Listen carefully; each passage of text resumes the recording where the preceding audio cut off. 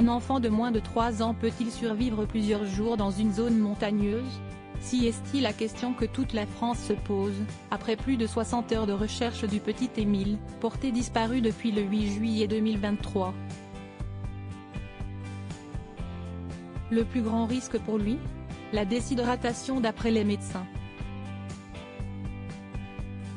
La course contre la montre continue et l'espoir a cédé sa place à l'angoisse pour le petit Émile, garçon de 2 ans et demi qui a échappé à la surveillance de ses grands-parents dans l'après-midi du samedi 8 juillet 2023, tandis que l'opinion s'étonne sur les circonstances de sa fugue. Les battues sont terminées et un nouveau dispositif de recherche a été mis en place, plus ciblé.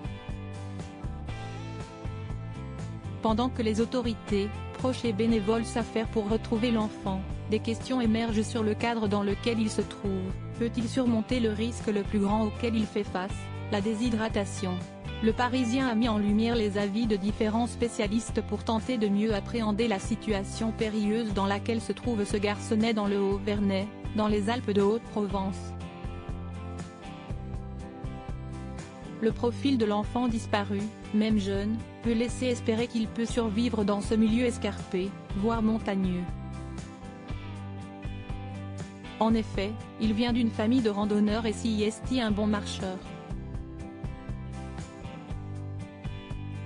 Toutefois, à cet âge, il ne peut pas parcourir plus de 2 ou 3 km, prévient Raïssa Brûlé-Pépin, ex-responsable de l'unité médicale des urgences pédiatriques d'Amiens dans la Somme. Un suiveur de papillons décrit par les gendarmes comme très autonome et surtout débrouillard. Un petit homme qui peut montrer beaucoup de résistance comme on a pu le voir après des tremblements de terre ou l'incroyable périple des jeunes survivants d'un crash d'avion en Amazonie, mais le temps passe et les espoirs de miracle s'amenuisent considérablement car nous en sommes à plus de 60 heures de disparition. La priorité de l'enfant est, pour tous les médecins, son hydratation, mais comment peut-il réussir à trouver de l'eau? De l'eau et du sucre à son âge, les experts sont formels, Émile doit boire entre 700 ml et 1 litre d'eau par jour, d'autant plus que si est-il été. La chaleur diminuant la nuit dans la région devient alors une alliée pour l'enfant tout comme le caractère ombragé des lieux, mais cela ne suffit pas, il doit trouver de l'eau. Les petits ont des réflexes. Ils savent exprimer leur soif et s'il y a un cours d'eau, il a pu aller voir, précise Sylvie Hubinois, pédiatre à Saint-Germain-en-Laye. Mais le danger, si est-il aussi qu'il tombe dedans? Que se passerait-il s'il ne trouve pas de quoi boire?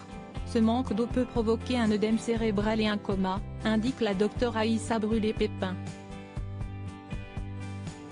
Demeure aussi la question de la nourriture et surtout de la glycémie, car sans sucre pour alimenter son cerveau, un enfant ne peut résister plus de 2 à 3 jours.